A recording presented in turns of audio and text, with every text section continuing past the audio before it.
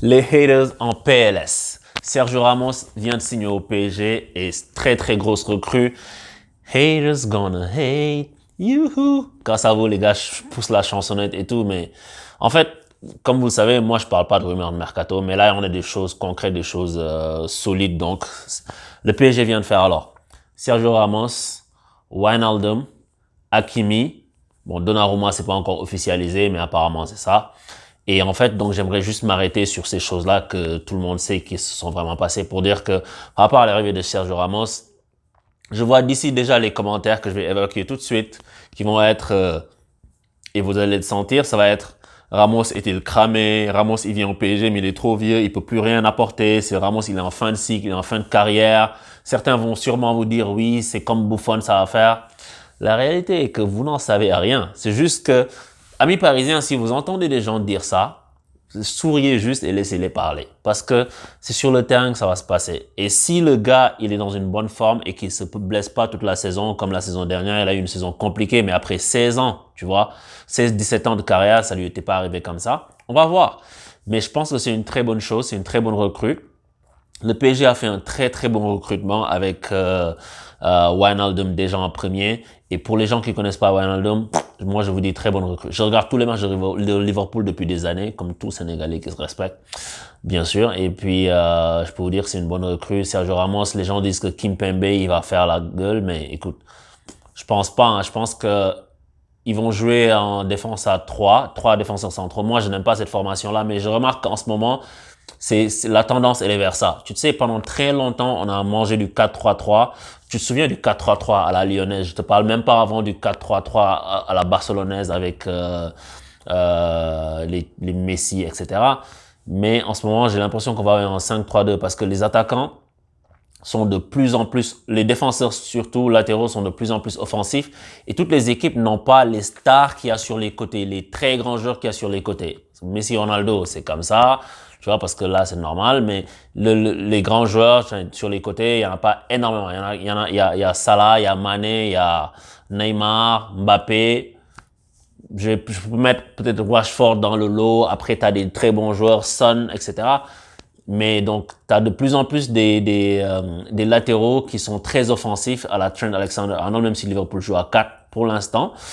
Mais c'est parce que ça fait que c'est les équipes qui sont super fortes ou bien les équipes qui sont super dominantes, elles ont besoin de ces joueurs-là parce qu'elles rencontrent des blocs bas tout le temps. Et ça, on sait tous qu'une des solutions pour déstabiliser un bloc bas, c'est de passer par les côtés. Et qui de mieux pour le faire qu'un latéral offensif qui sait marqué, qui s'est centré, qui s'est apporté. Et je pense que le club qui va se jeter sur Dumfries, le gars des Pays-Bas, va faire aussi une bonne affaire. Donc, je voulais faire un petit point mercato rapide. Comme je disais, je pense que Paris va jouer à 5, donc à 3 derrière centraux. Donc, moi, j'ai besoin d'être convaincu par ce système-là. Pour l'instant, je ne le suis pas à 100%. Mais va falloir voir comment tu joues après au milieu de terrain pour les transitions. Est-ce que les ballons vont tout le temps passer par le milieu juste pour servir de point d'appui, pour sortir sur le côté et lancer des flèches. On va voir. Mais en tout cas, en attendant, je pense qu'il y a 10 ans, j'avais fait un tweet et j'avais dit, il y a 8 ans, allez, il y a 9 ans, j'avais fait un tweet, j'avais dit, Prince Altani, jusqu'à quelle vitesse feras-tu battre nos cœurs? Mais écoute, je pense qu'on ne sait pas jusqu'à quelle vitesse tu feras battre nos cœurs parce que ça montre que le club a de l'ambition. Que le club, même si il y a un très bon effectif, est en train de se renouveler. Et contrairement à ce que dit Mbappé, machin, il veut dire.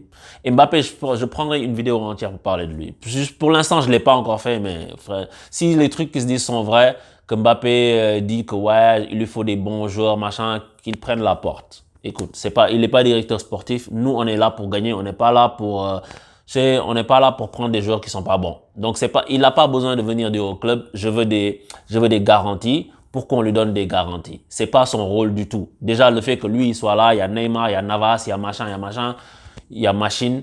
S'il veut aller au Real. Franchement, moi, je dis juste à Florentino, balance les pièces et Mbappé, je le mets dans un paquet cadeau, je l'attache, je dis, mais vas-y, mon petit, va au Real. Honnêtement. Tu vois, et c'est un très grand joueur Mbappé, mais écoute. Et voilà, je veux pas faire une vidéo sur Mbappé aujourd'hui, mais je voulais juste faire cette parenthèse-là parce que j'ai entendu plein de choses ces temps-ci qui m'ont fait hérisser les poils, quoi. Tu sais, il veut des garanties, de machin. Si tu veux aller au Real en ce moment, tu perds au change.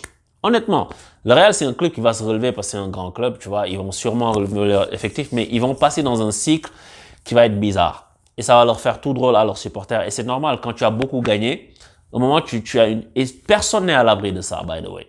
Regarde le Milan. Le Milan d'il y a 10 ans, le Milan de 2007-2008, si on t'avait dit aujourd'hui que le Milan, ce serait ça, une équipe qui se bat pour juste aller en Ligue des Champions, tu ne l'aurais pas cru. Tout le monde voulait aller là-bas. Mais regarde, le Real, avant que Cristiano n'aille là-bas, ils ont galéré pendant longtemps sans aller en quart de finale de Ligue des Champions. Et toi, le PSG en ce moment, c'est l'équipe où il faut être. Tu vois, c'est vraiment l'équipe où il faut être. Oui, il y a peut-être City, machin, mais le PSG, c'est l'équipe où il faut être. Donc, si Mbappé n'est pas pleinement en mesure d'analyser ça, de voir que c'est là qu'il doit rester, franchement, faut pas le forcer. Faut pas le forcer, il faut lui ouvrir la porte. Après, moi, je veux pas qu'il parte libre parce que le club a quand même mis 185 millions d'euros là-dessus. Donc, voilà, quoi. Mais en tout cas, tout ce que je voulais dire aujourd'hui pour ce point très rapide là, Mercato, c'est que les haters sont en PLS et moi, ça me fait plaisir de les voir aller sur les trucs. Oui, Ramos est là, mais je ne supporterai jamais le PSG. Les gars, on a besoin de personne. Moi, quand Cristiano a été transféré au Real, j'ai pas commencé à supporter le Real. OK? Si un autre joueur du PSG était transféré dans un autre club, machin, je vais pas commencer à supporter ce club-là. Quand Ronaldinho a quitté le PSG pour le Barça, j'ai pas commencé à supporter le Barça. Même si tu aimes le joueur, etc. Donc, on a besoin que personne vienne nous supporter, les gars. On est bien chez nous, on est bien entre nous. Que ce soit bien clair. Allez, Paris. Comme disait Sergio Ramos, allez, Paris. Ciao!